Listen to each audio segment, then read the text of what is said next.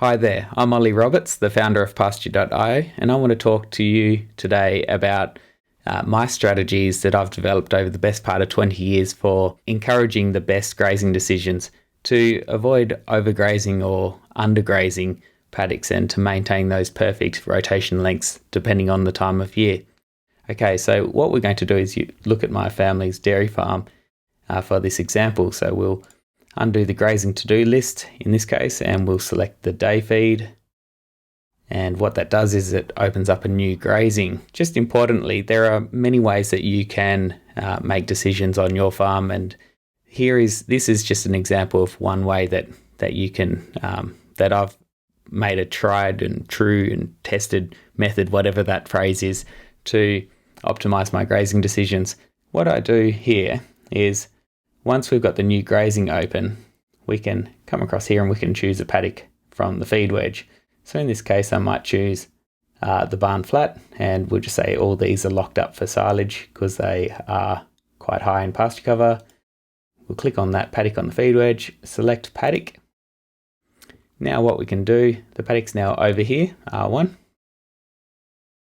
Now, currently our kilograms of dry matter per animal per day target is around 14 kilos. What we do once we've set the 14 kilos, or we're happy with that per animal feeding rate of pasture, we can look down at the pasture demand indicator down here. What this does is it shows you the target growth rate in days and area allocation that you can set up in your monthly targets up here.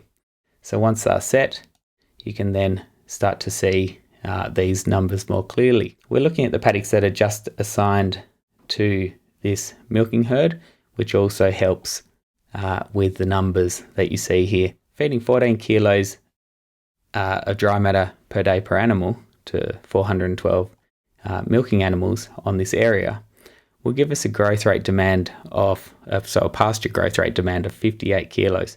So what this is telling us is that we're just slightly above the target growth rate. If we were to feed a lower amount or less pasture per animal, we could reduce this number. If we're headed into summer and we don't have irrigation, we might want to slow down how quickly we're grazing, understanding that the growth rates are about to drop.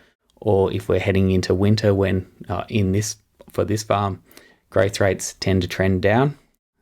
Okay, so if we feed 10 kilos, we can see that the growth rate demand has reduced because we're feeding less pasture to the animals. And likewise, if we feed more pasture to the animals, the growth rate demand increases. It's your judgment call whether or not it is a sustainable amount of feed and whether or not your animals can eat that much pasture to begin with. So let's go back to 14 because we've got other things in the diet that's happening that's not displayed on this page. What we can see here with this paddock that we selected previously is that feeding 14 kilos a day, we're about in the ballpark of the growth rate. I'm happy with that growth rate demand and that rotation length because of the leaf emergence rate that is on this farm. And also this farm is largely irrigated by center pivot irrigation, and that growth rate will sustain throughout summer. What we can see here is that we've got 0.8 days of grazing on this paddock. Now, on this farm, there are 2 feed slots for this herd. So there's a day feed slot and a night grazing. What we can see here is that if we just aim for 1 grazing, then this would need to be 0.5 days because it's roughly, a 12-hour grazing. So to get it to 0.8, we'd need to feed more. We might need to feed, say, 19 kilos or even 21 kilos.